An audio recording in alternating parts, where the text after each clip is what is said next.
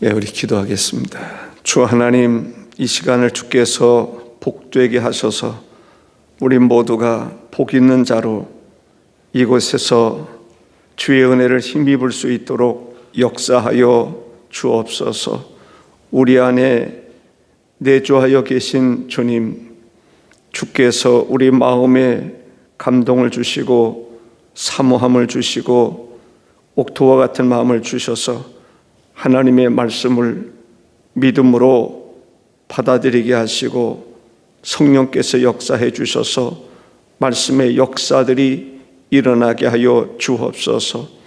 비록 우리의 심령이 마른 뼈와 같다 할지라도, 마른 막대기와 같다 할지라도 싹이 나게 하시고 꽃이 피게 하시고 열매 맺게 하시는, 구별되게 하시는 분은 주님밖에 없는 줄로 믿습니다.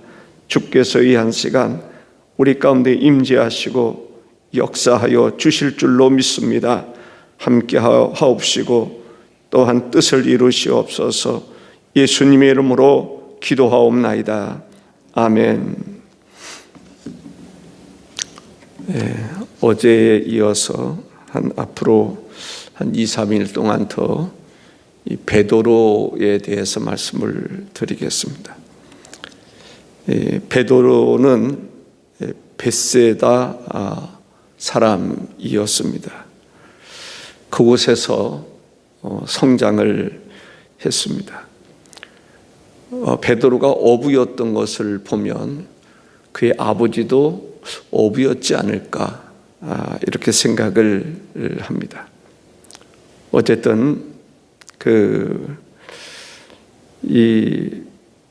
오늘 본문에서 보면 예수님께서 베드로를 부르시는 그러한 장면을 우리가 볼 수가 있습니다. 금을 던지는 것을 보시니 그들은 어부라 했습니다. 베드로와 형제 안드레가 금을 던지는 것을 보시니 그들은 어부였다. 나를 따라오라 말씀하셨을 때에 그들이 그물을 버려두고 예수를 따르니라 했습니다. 더 나아가서 예수님께서 야고보와 요한 형제도 부르시는 것을 볼 수 있습니다. 갈릴리에서 베드로와 안드레와 야고보, 요한이 예수님의 제자가 되었습니다. 베드로는 어떤 사람인가? 우리가 베드로 하면 어떤 생각이 듭니까? 성격이 좀 급한 사람, 이것은 사실입니다. 좀 어떤 면에서 보면은 과격한 사람, 정의감이 강한 사람, 말구의 귀를 칼로 친 것을 보면 좀 담대하기도 하고 그렇습니다. 이 풍랑이 일어났을 때에 유령인 줄 알았는데 그분이 괴물처럼 생겼는데, 그렇게 생각을 했었는데 예수님이시라는 말을 듣고 그가 바다로 뛰어드는, 풍랑이 있는 곳에 뛰어들어가는 대담함도 있습니다. 한편으로 보면 그런 열이기도 하고 그렇습니다. 성경에 보면 그때 당시 어떤 그 문화적인 그런 것으로 보더라도, 사회적으로나 환경적으로 볼 때 해도 베드로는 이렇게 좀 유식한 사람은 아니었습니다. 그럼에도 불구하고 정의감도 있고 나름대로 어떤 꿈도 있었던 사람입니다.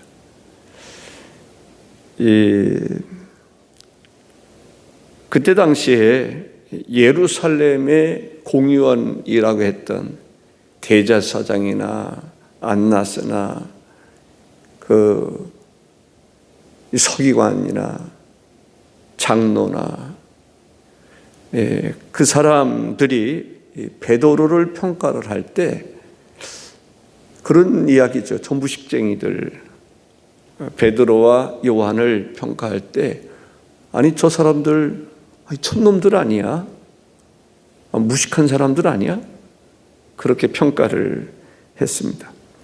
사도행전 4장 13절에 보면 그들이 베드로와 요한이 담대하게 말함을 보고 그들은 본래 학문 없는 범인으로 알았다가 이상히 여기며 또 전에 예수와 함께 있던 줄도 알고 범인으로 알았다라는 말은 전문성이 없는 제대로 배우지 못한 그런 사람으로 생각했었다라는 것입니다. 그때 당시에 국가에 어떤 영향력을 끼치는 권력자들, 대제사장이라든지 서기관이라든지 바리새파 사람이든지 사두개파 사람이든지 이런 사람들은 나름대로 다 전문성을 가지고 있는 사람이라고 볼 수 있습니다. 그런데 예수님의 제자들을 볼 때에 예수님의 수제자라 할 수 있는 베드로, 어제는 바울과 베드로에 대한 그런 비교에 대해서 좀 말씀을 드렸습니다만은 예수님의 제자들은 한눈에도 볼 수 있었던 것 같아요. 저 사람들, 촌사람들, 배우지 못한 사람들. 좀 이따 말씀을 드리겠습니다만은 그러한 베드로였습니다. 그 베드로를 하나님이 어떻게 쓰시는지, 어디까지 쓰시는지 우리는 오늘 발견할 수 있기를 바랍니다. 예수님께서 베드로를 부르셨는데 그때 당시에 베드로는 어떤 사람이었는가? 총각이었나? 아니면 기혼자였나? 예수님이 베드로를 부를 때 이미 베드로는 결혼을 했던 사람, 한 사람이라고 말할 수 있습니다. 그에게는 이 장모가 있었다라고 이야기를 합니다. 장모가 있었다는 말은 결혼했다라는 거죠. 장모가 열병을 앓게 되고 고침을 받게 되는 것을 볼 수 있는데 어떤 논문에서 보니까 결혼할 때 베드로는 기혼자였다 이렇게 이야기를 합니다. 마가복음 1장 29절 30절에 보면 회당에서 나와 곧 야고보와 요한과 함께 시몬과 안드레의 집에 들어가시니 시몬의 장모가 열병으로 누워 있는지라 사람들이 곧 그 여자에 대하여 예수께 여짜온대 라고 말합니다.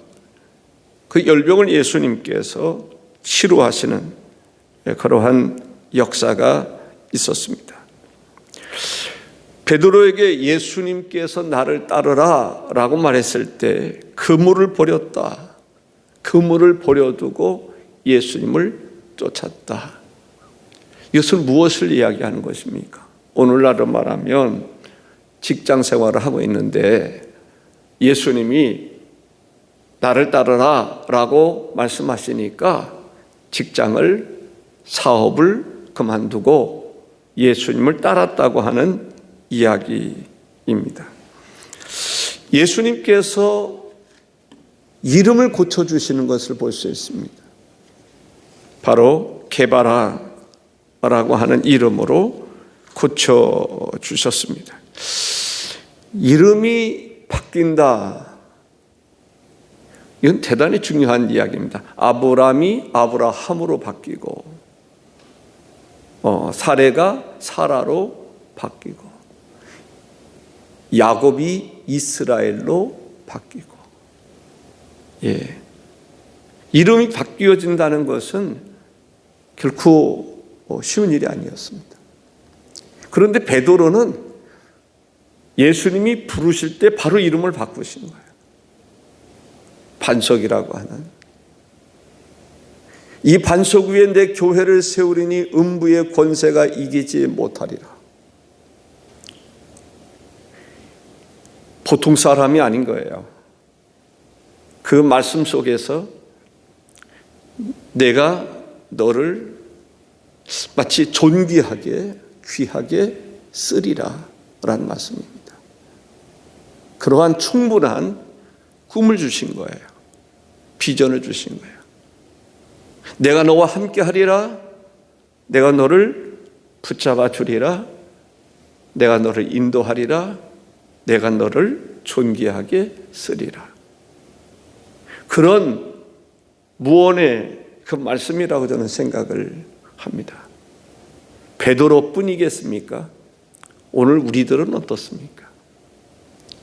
하나님 앞에서 내가 얼마나 존귀한 존재이면 성자 하나님께서, 예수님께서, 성자 예수님께서, 성자 하나님께서 이 땅에 오셔서 나를 위해서 죽으셨겠습니까? 그만큼 우리 한 사람 한 사람은 하나님 앞에서 존귀한 가치가 있는, 정말 이 땅에서 살아볼 만한, 하나님의 영광을 위해서 생존해 볼 만한 그러한 존재라고 하는 사실을 기억해야 됩니다. 그리스도의 보혈의 피가 우리 속에, 우리 가운데 떨어지는 거예요. 내 심장 속에 그리스도의 보혈의 피가 떨어진다고 생각해요. 예수님께서, 하나님께서 호흡을 후라고 불어넣어 주셨을 때 바로 흙이 변해서 사람이 됐다. 뇌가, 세포가, 장기가, 모든 것들이 만들어졌다. 그리스도의 보혈의 피가 우리 속에 떨어질 때 우리의 모든 죄는 사함을 받는 것입니다. 그리스도의 보혈의 피로 우리는 세상에 속한 사람이 아니라 하나님께 속한 사람으로, 육에 속한 사람이 아니라 영에 속한 사람으로 바뀌는 것입니다. 성도라고 하는, 그리스도라고 하는, 그리스도인이라고 하는 이름으로 바뀌는 것입니다. 신분의 변화가 일어난 것입니다. 얼마나 놀라운 일입니까? 신분의 변화, 하나님의 자녀, 하나님의 자녀의 권세가 있는, 권세를 가지고 있는 하나님의 백성, 천국 시민권을 가지고 있는 우리다라고 하는 말씀을 드리고 싶습니다.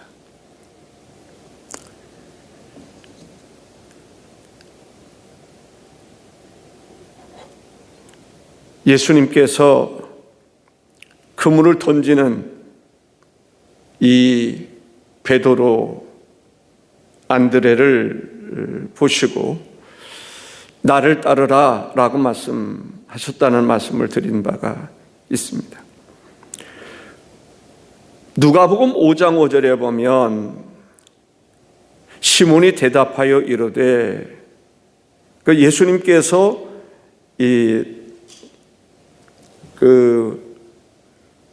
배에서 가르치시는 일이 나오는데, 배에서 가르치시다가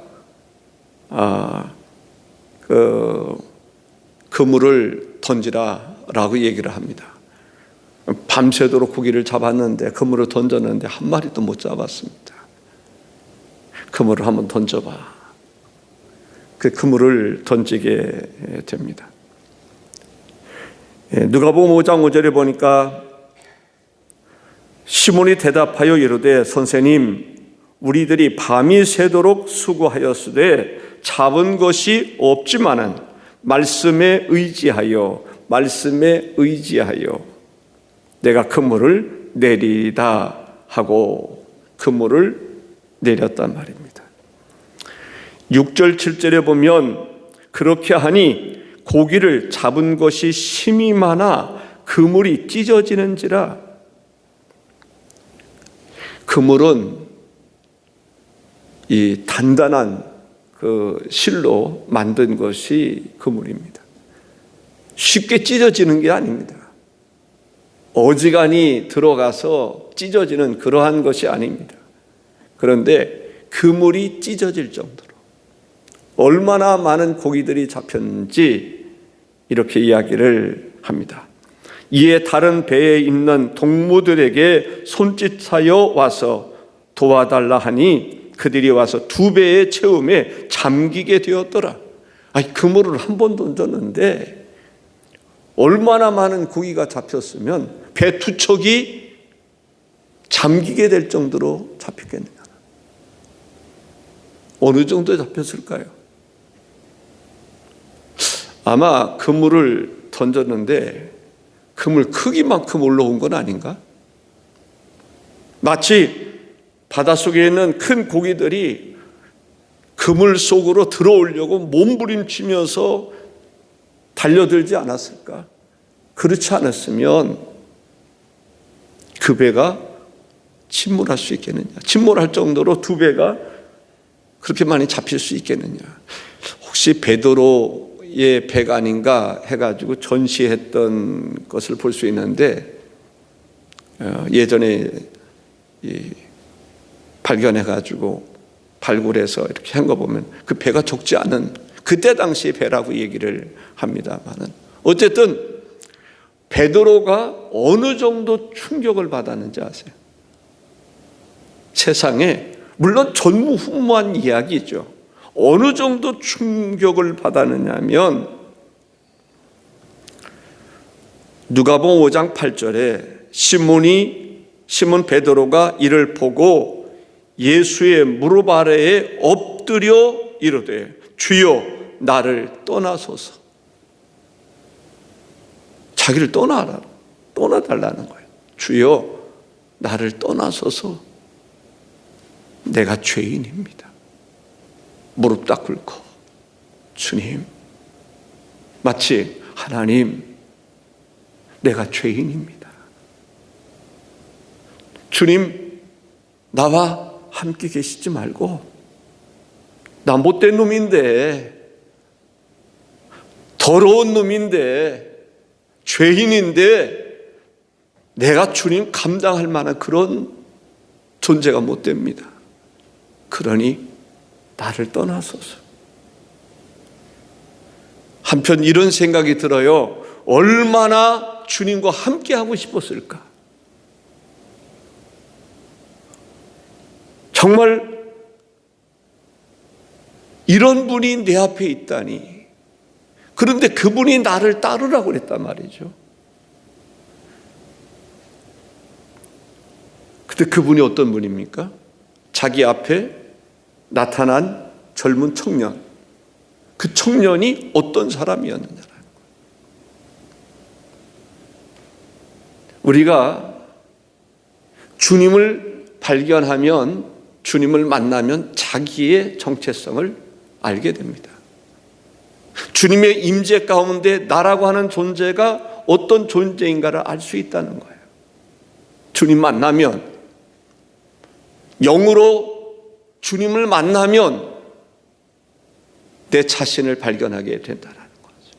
오호라 내가 망하게 되었도다.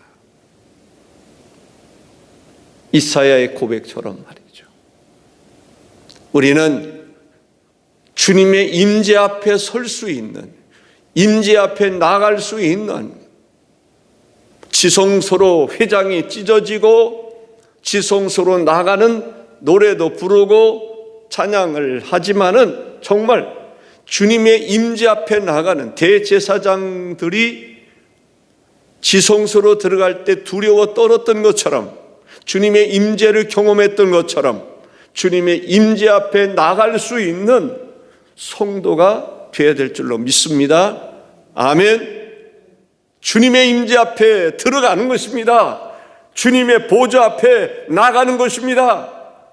주님의 임재 앞에서 내 자신을 발견하는 것이 중요합니다. 자기를 발견한 사람은요, 함부로 행동하지 않습니다. 내 자신이 어떤 존재인가, 본질상 진노의 자녀였습니다. 죄로 말미암으면 영원히 멸망받을 수밖에 없는 죄인입니다. 죄인이라고 하는 것을 발견하지 못하는 이유는 주님의 임재를 경험하지 못했기 때문입니다. 진정한 말씀의 거울 앞에 내 자신이 서본 적이 없으니까 자기의 본래의 모습을 못 보는 것입니다. 바울이 주님의 임재를 경험하니까 나는 죄인 중에 괴수입니다 라고 말합니다. 모든 죄인 가운데 나는 더 못된 놈입니다. 아주 못된 놈입니다. 단지 스데반을 돌로 쳐 죽이도록 했기 때문입니까? 아닙니다. 그것도 포함되지만은 자기 자신을 발견하는 것입니다. 사랑하는 성도 여러분, 하나님의 임재 앞에 자기를 발견할 수 있는 은혜가 여러분에게 있기를 바랍니다. 베드로의 이러한 경험 한 가지 한 가지가 바로 베드로를 사도로 만들어가는 과정이었다라고 하는 것을 알 수가 있습니다. 그 이후로 베드로는 누구만 따라다닙니까? 예수님만 따라다니는 것입니다. 예수님을 졸졸 따라다니는 거예요. 3년 내내 예수님을 쫓아다니는 것을 볼 수가 있습니다.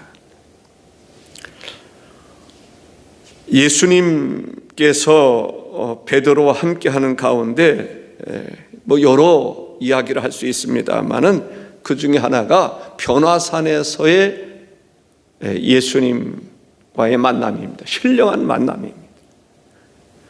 예수님을 늘 따라다녔습니다. 랍비처럼 친절하게 구약의 전체를 가르쳐 주시고 정신을 가르쳐 주시고 3년 동안 늘 가르쳐 주셨습니다. 스승 랍비처럼 존경했을 것입니다. 그런데 변화산에서 베드로와 요한과 야고보와 함께 예수님이 올라갔는데 놀라운 광경이 펼쳐졌습니다. 신비로움이었습니다. 한 번도 경험하지 못했던 엄청난 경험을 하게 됩니다. 뭐라고 표현할 수 있을까요? 하나님의 나라를 경험하는 것입니다. 신비로운 체험을 하는 것입니다. 자기 눈앞에서 그것이 펼쳐지는 것입니다. 그곳에서 모세를 보게 됩니다. 엘리야를 보게 됩니다. 예수님과 모세와 엘리야가 이야기하는 것을 그들이 보게 되었습니다. 얼마나 엄청난 변화일까요? 여러분들, 이곳에서 주님께서 아주 어떤 신령한 모습, 광채가 나고 위엄이 있고 거룩하고 성결하고 능력이 무한하시고 이루 말할 수 없는 예수님이 짠하고 나타났다면, 아니 여기에서 천사장이 짠하고 나타났다면 어떤 생각이 들까요? 아마 의자 속으로 다 숨지 않을까. 바위야 나를 가리워 하는 것처럼 그 모습을 우리 눈으로 어떻게 볼 수 있어? 그런데 거기에서 말로 형용할 수 없는 그 광경을 보게 됩니다. 그때 베드로가 어떤 생각을 했겠습니까? 베드로는 여기다가 움막 짓고 하나는 예수님을 위해서, 하나는 모세를 위해서, 하나는 엘리야를 위해서 움막 짓고 산 밑으로 내려가지 말고 여기서 주님과 함께 지냈으면 좋겠습니다. 그런 마음입니다. 사랑하는 성도 여러분, 하나님의 임재 앞에 나갈 수 있기를 바랍니다. 주님을 만나면 우리도 그렇게 고백하게 되는 것입니다. 주님과 함께 하고 싶습니다. 주님 안에서 거하고 싶습니다. 주와 더불어 살아가고 싶습니다. 주여 함께 하게 하여 주옵소서. 더 깊이 은혜의 보좌 앞에 나가는 연습도 하고 은혜 가운데서 은혜의 보좌 앞에 급속히 들어갈 수 있는 그러한 역사가, 주님과의 만남의 역사가, 신령한 체험의 역사가 일어날 줄로 믿습니다. 그 믿음 가지고 살아가는 거예요. 그 믿음 가지고 기도하는 거예요. 그 믿음으로 나아가는 것입니다. 역사가 우리를 통해서도 나타날 수 있어야 할 줄로 믿습니다. 영적인 그러한 놀라운 체험을 베드로가 하게 됩니다. 그뿐이겠습니다. 시간이 지났기 때문에 더 말씀 오늘 못 드립니다만은, 그때 주님을 모른다고 부인도 하는 그런 일도 있었고, 그리고 귀한 사명을 또 받게 되는 것을 볼 수 있습니다. 내일 그 부분 말씀드리겠습니다. 오늘도 하나님의 은혜가 여러분 가운데 가득하시기를 주의 이름으로 축복합니다. 기도하겠습니다. 존귀하신 주 하나님, 감사합니다. 이 시간에도 주께서 우리와 함께 하심을 감사드립니다. 내가 누구기에, 우리가 누구기에 주께서 하늘 보좌를 비우시고 이 땅에 오시나이까.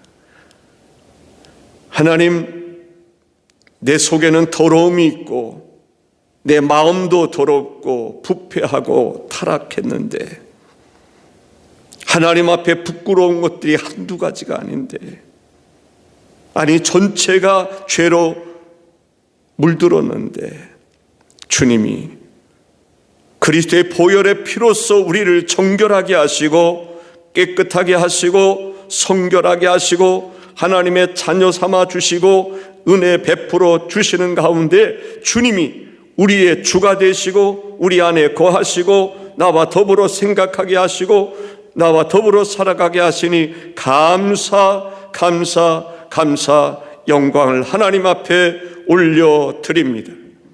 바람난 것은 우리 속에 주님과 함께 늘 천국잔치가 이루어지게 하시고 강력한 하나님의 능력이 임하여서 능력 있는 역사가 나로 인하여 이루어지게 하여 주옵소서. 사람이 할 수 없는 듯 주님께서 하시면 능치 못함이 없사오니, 우리 한 사람 한 사람들이 주님 앞에 나아가게 하시고 내 자신의 아버지 하나님 운전대를 주님께 맡길 수 있게 도와 주옵시서. 주님이 운전하여 주시고 은혜를 베풀어 주심으로 인해서 우리의 삶에 변화의 역사가 일어나게 하옵소서. 변화의 역사가 사도들을 통해서 이루었던 것처럼 우리를 통해서도 변화의 역사가 일어나기를 소망합니다. 주님, 역사하여 주옵소서. 부흥의 놀라운 역사가 이 시간 주 앞에 나와 예배하는 우리를 통해서 하나님의 나라가 확장되는 역사가 일어나게 하여 주옵소서. 그 사람이 병든 사람이든지 귀신 들린 사람이든지 죽었던 사람이든지 어떤 사람이든지 하나님이요, 하나님의 능력의 역사가 우리를 통해서 나타나게 하여 주옵소서. 다 주께로 돌아오는 역사가 일어나게 하여 주옵소서. 새벽에도 이전에 가득 채워지는 역사, 기도하는 제단이 되게 하시고 하나님의 임재를 경험하는 제단 되게 하여 주옵소서. 성령의 불이, 성령의 불같은 역사가, 바람 같은 역사가, 불과 바람 같은 역사가 일어나게 하여 주옵소서. 존귀하신 예수님의 이름으로 기도하옵나이다.